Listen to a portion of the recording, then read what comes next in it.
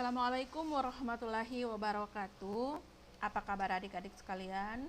Semoga hari ini adik-adik Ustazah temui dalam keadaan sehat walafiat.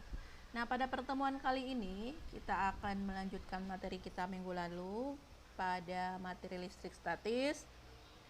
Tetapi sebelum lebih jauh kita membahas materi kita hari ini, mari kita mulai dengan mengucapkan basmalah bismillahirrahmanirrahim. Semoga apa yang akan kita pelajari hari ini dapat kita pahami dengan baik dan tentunya dapat kita amalkan dalam kehidupan kita sehari-hari.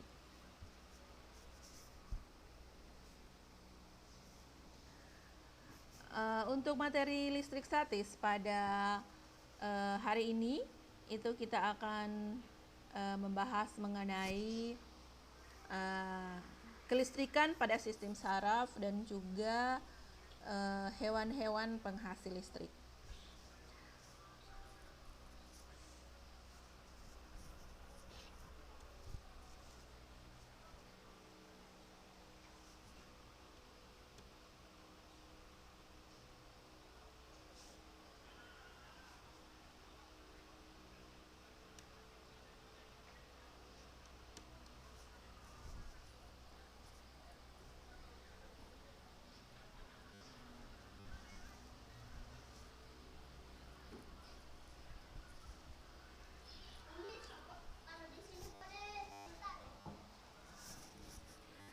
Nah, untuk kompetensi dasar yang akan kita bahas hari ini atau pada materi listrik statis, kompetensi dasarnya adalah bagaimana memahami konsep listrik statis dan gejalanya dalam kehidupan sehari-hari, termasuk kelistrikan pada sel saraf dan hewan yang mengandung listrik.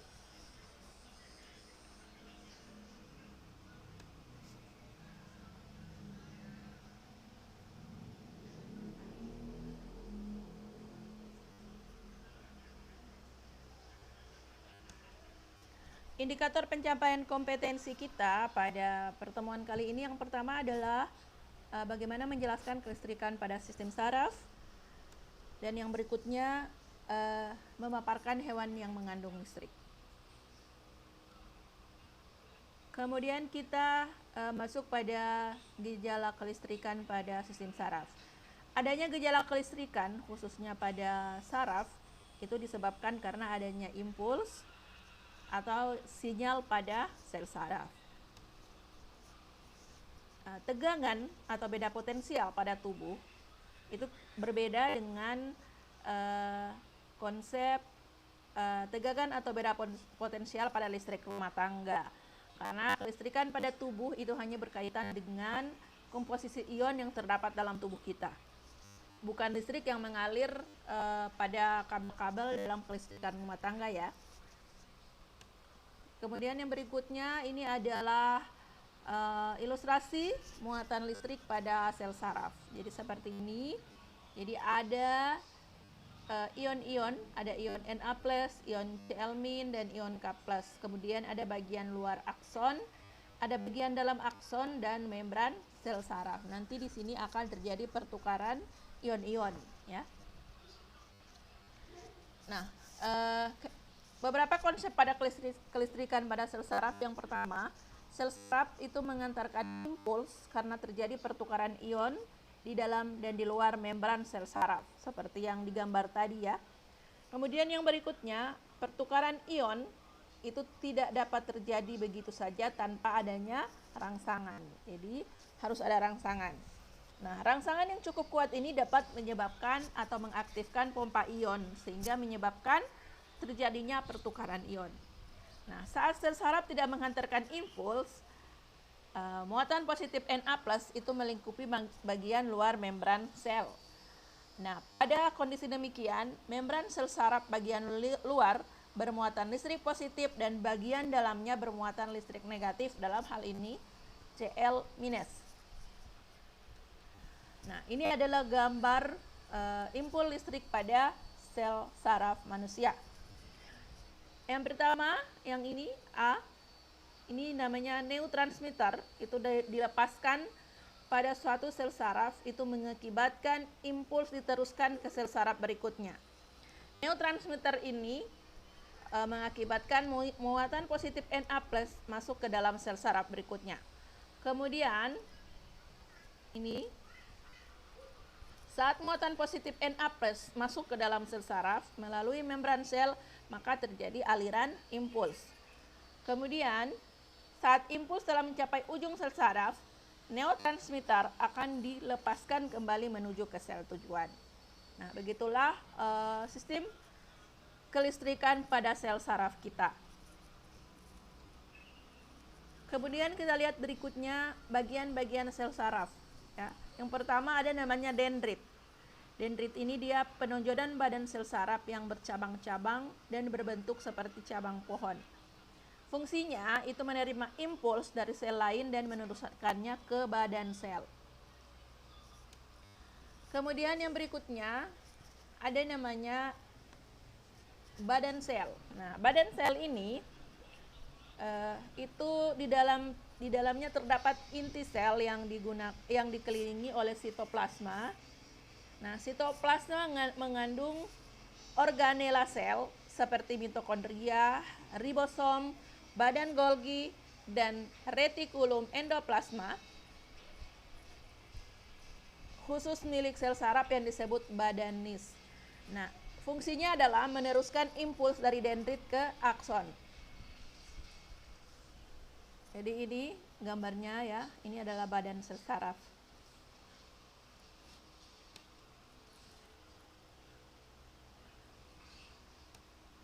Kemudian yang berikutnya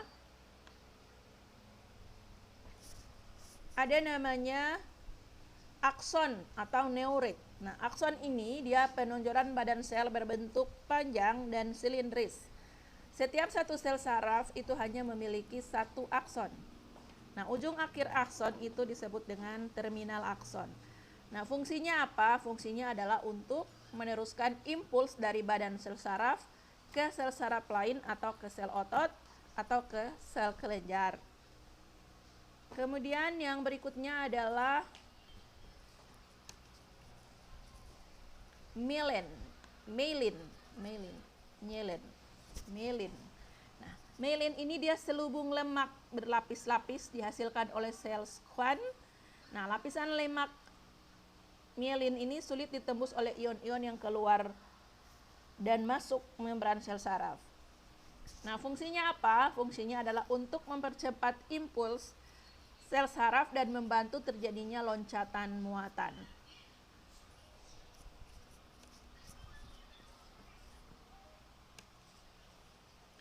Kemudian nodus Ranvier. Nodus Ranvier ini adalah daerah akson terbuka yang tidak diselubungi myelin. Tempat terjadinya tarik-menarik muatan listrik di membran sel saraf. Itu adalah fungsi dari nodus Ranvier. Kemudian kita pindah pada bahasan berikutnya, yaitu mengenai hewan-hewan penghasil listrik. Jadi kita ketahui bersama bahwa Allah Subhanahu wa Ta'ala telah menciptakan alam semesta ini beserta segala isinya, termasuk di dalamnya hewan-hewan. Dan hewan-hewan yang diberi keistimewaan oleh Allah Subhanahu wa Ta'ala, salah satunya adalah bisa menghasilkan listrik, ya. Nah, hewan menghasilkan listrik sebagai impul rangsang dalam tubuhnya itu bisa digunakan untuk menanggapi rangsangan. Dapat digunakan untuk bergerak, berburu, atau sebagai navigasi, ya, melawan predator. Kemudian digunakan juga untuk navigasi. Fungsinya seperti GPS, ya, GPS yang ada pada handphone kita. Begitu juga pada hewan, ya, ada namanya sistem navigasi hewan. Kemudian yang berikutnya hewan-hewan penghasil listrik, ya. Yang pertama ada namanya ikan belalai gajah. Nah, ikan belalai gajah ini seperti ini bentuknya, mulutnya panjang, ya, seperti bentuk belalai gajah. Nah, pada mulut ikan ini itu dilengkapi organ khusus yang disusun oleh ribuan elektroplax ya. Pada bagian ekornya ya, bukan bagian mulut. Jadi pada bagian ekor ini mampu menghasilkan listrik statis bertegangan tinggi. Nah, sel elektroplax ini dia bisa menghasilkan muatan negatif pada bagian dalam dan muatan positif pada bagian luar. Kemudian yang berikutnya, ikan penghasil listrik selanjutnya adalah ikan pari listrik ya. Ikan pari listrik bentuknya seperti ini ya. Nah, ikan pari listrik ini dia mampu mengendalikan tegangan listrik yang ada pada tubuhnya. Kedua sisi kepala ikan pari ini mampu menghasilkan listrik sebesar 220 volt. Kemudian yang berikutnya, hewan penghasil listrik berikutnya adalah hiu kepala martil.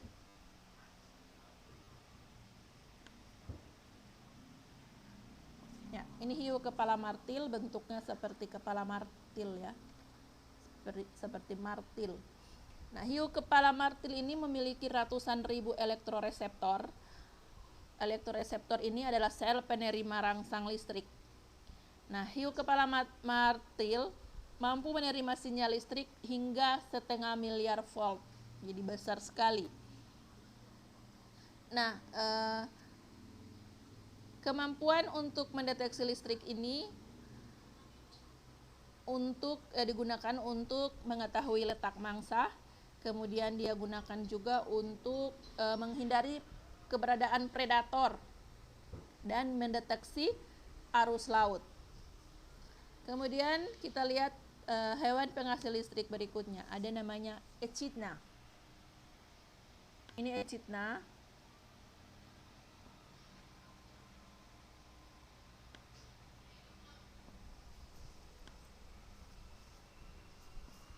Ya.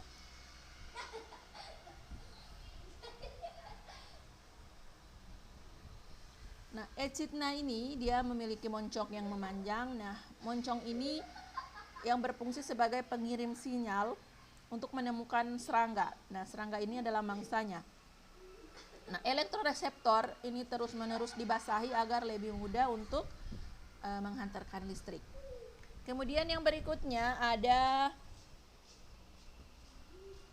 belut listrik. Nah, belut listrik. Nah, ini bentuknya belut listriknya. Nah, belut listrik ini dapat menghasilkan kejutan listrik yang terus-menerus tanpa lelah selama 1 jam. Nah, katanya menurut penelitian ini besarnya jumlah energi listrik yang disebabkan oleh atau yang dihasilkan oleh belut listrik ini katanya bisa dapat menyebabkan kematian pada manusia dewasa. Jadi kita bisa bayangkan betapa besar listrik statis yang dihasilkan. Kemudian yang berikutnya, yang terakhir ada lele listrik. Ya, kalau kita tahu ini ada ikan lele listrik. Ini lele air tawar, dia berasal dari perairan tropis di Afrika. Nah, dia bisa menghasilkan listrik sebesar 350 volt. Nah, besarnya energi listrik yang dihasilkan oleh lele listrik ini itu bisa 305 volt itu bisa dapat menyalakan satu komputer selama 45 menit ya. Jadi besar juga yang besar listrik yang dihasilkan. Kemudian bahasan kita berikutnya adalah kita akan melihat penerapan listrik statis dalam teknologi. Yang pertama ada pengendap elektrostatis.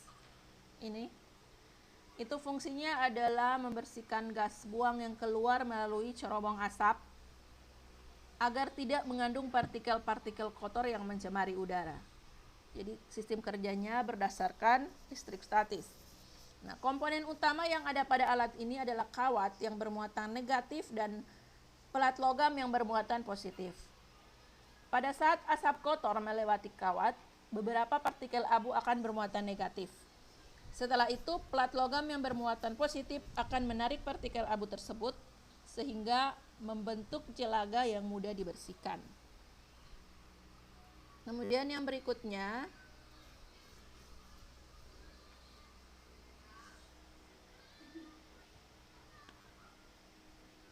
ada pengecatan mobil. Jadi butiran cat mobil akan bermuatan listrik ketika bergesekan dengan mulut pipa semprot dan udara. Butiran cat tersebut akan tertarik ke badan mobil apabila badan mobil diberi muatan yang berlawanan dengan muatan dari cat.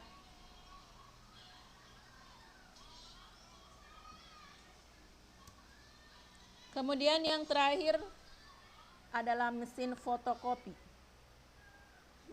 Nah, jadi mesin fotokopi ini selain menggunakan konsep optik, dia juga menggunakan konsep listrik statis dalam sistem kerjanya.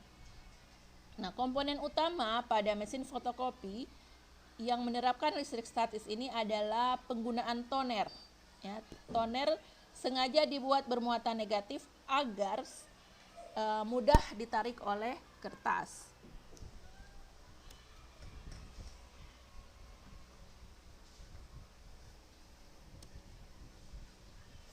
Ya, demikian dulu pembahasan kita pada pertemuan kali ini. Untuk hal-hal yang tidak dipahami, seperti biasa silakan adik-adik tanyakan, bisa melalui grup WA atau bisa langsung ke nomor WA-nya Ustazah. Semoga apa yang Ustazah sampaikan hari ini itu dapat adik-adik pahami dengan baik ya. Untuk tugas akan Ustazah kirimkan melalui grup WA. Terima kasih atas perhatiannya. Mohon maaf apabila ada kesalahan dalam penyampaian Ustazah. Mari kita tutup dengan melafazkan hamdalah, alhamdulillahirabbil alamin. Sampai bertemu pada pertemuan berikutnya. Terima kasih.